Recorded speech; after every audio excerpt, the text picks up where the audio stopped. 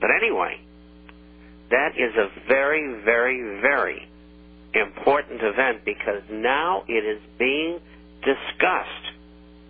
You have no idea how important that is. And it's going to put another peg into H.R. 1207, Ron Paul's legislation to investigate the Fed. And they're going to find all this terrible stuff, like their offshore accounts. I got a whole list of them here in tomorrow's issue. And, you know, you people out there don't have a free introductory copy, get one. All you have to do is call Melody. She emails it, I email it out. If you don't have email, I will email to my fulfillment people, and they'll put one in the mail right away to you. Anybody who listens is not a subscriber is missing the boat. You know, when I get ready to sell to you, I'm not going to get on here and tell you that we're selling. All of my people will be out, and then I'll tell you. And we have thousands of subscribers, so someday, somewhere along the line, we will be sellers. I mean, gold might be $10,000 an ounce, or $6,000, or $3,000, whatever it is. Maybe we'll never sell. But the point is, you've got to know. It is the most important part of the international forecaster, knowing when to sell. And only about 5% of brokers know when to sell. Coin brokers never know when to sell. Oh, I don't know. Nor do they care to. They just want to keep on, you know, selling coins out the door. I don't know if that's true. Present company exclusive, of course. I don't know if that's true. I do know when it's time to sell, just like people should have sold their coins in the mid-'90s, the higher grades, and bought lower grades or bullion and then traded it. So, no, I do know when to sell. Well, that's an inner part. I'm talking about the overall situation. But the point is, if you want to be informed, you've got to have the publication that has everything that you need to know in it to make intelligent decisions, not just about your coins or your shares. Or I mean, I just don't sit here looking pretty all day, Bob. Really? Well, that's a tough job, too. Are you the cutest girl in all of Port Matilda? The coin business? Absolutely. There you go. But anyway... I'm the smartest. Well, I don't disagree with that. But anyway, this is a very, very important event. It's in the open. And, you know, this is going to change everything. As they say in French, ça change tout alors. It means that changes everything. A very common idiomatic phrase. And so this is where we're headed. We're headed toward Ron Paul getting that legislation out of committee and on the floor. Now, I also want to bring to your attention that Barney Frank and Nancy Pelosi are keeping that legislation from coming to the floor because they know it's going to pass. And incidentally, I have some more dreadful information about Mr. Frank and others in this publication. You'll freak out when you read it. And so I think they're going to be forced to take it out of committee. I think they're up around 255 sponsors, which is far more than enough to pass the issue. And I want to tell you right now, you should send letters to Mr. Frank, emails, whatever. Please let H.R. 1207, the bill to investigate the Federal Reserve, call it Federal Reserve Transparency Act of 2009, let it be voted on the floor. Send the same copy to Nancy Pelosi. And start working on the senators, every single one of them. I want you to pass legislation just like H.R. 107 and then the name of the act. And that's all you have to send. Because that's all they're interested in. They got two piles. One's for, one is against.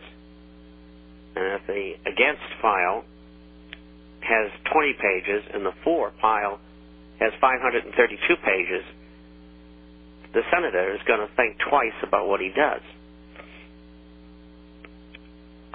Anyway, that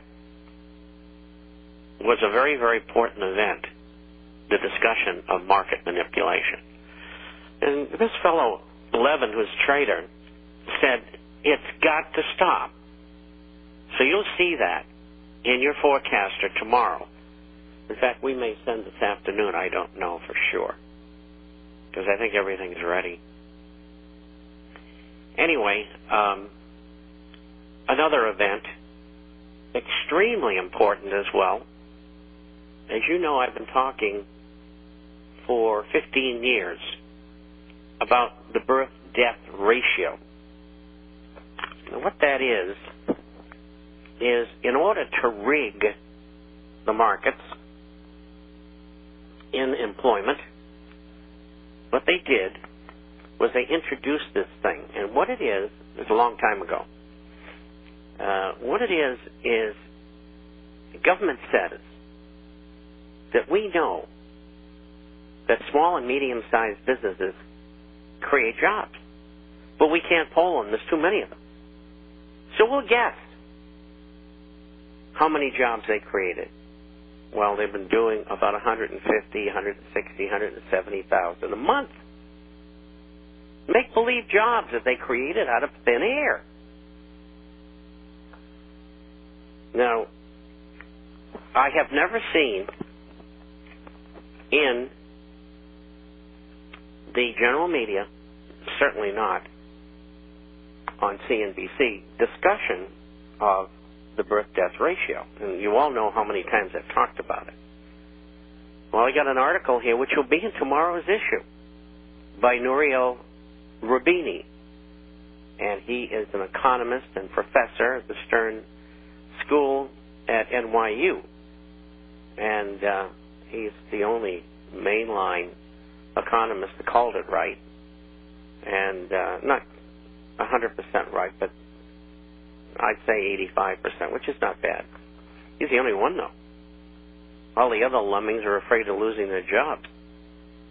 Anyway, he came out in this article, and here's one line. The other element of the report that must be considered is that, for the summer, the Bureau of Labor Statistics, BLS, is still adding 150 to 200,000 jobs based on the birth-death model.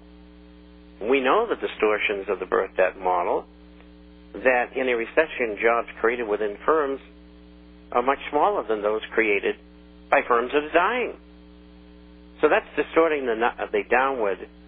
That is distorting downward the number of job losses based on the initial claims for unemployment benefits, which is from the states, which is the real numbers. It is more likely that the job losses are closer to 600,000 a month. Now, what he does not get into in this article, although he refers to U6, but he doesn't call it that. And this is deliberate, because he doesn't want people to know what U6 is. And so he says,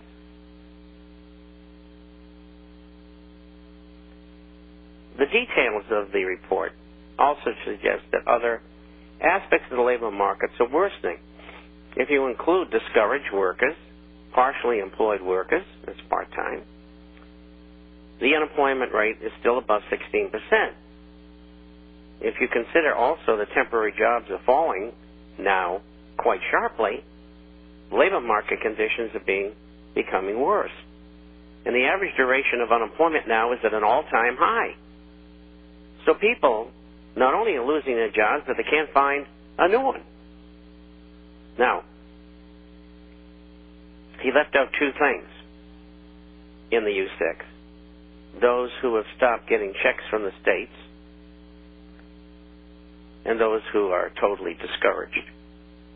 Nor did he give the number. What he said was the unemployment rate is already above 16%. You have to understand the psychological warfare that's going on here.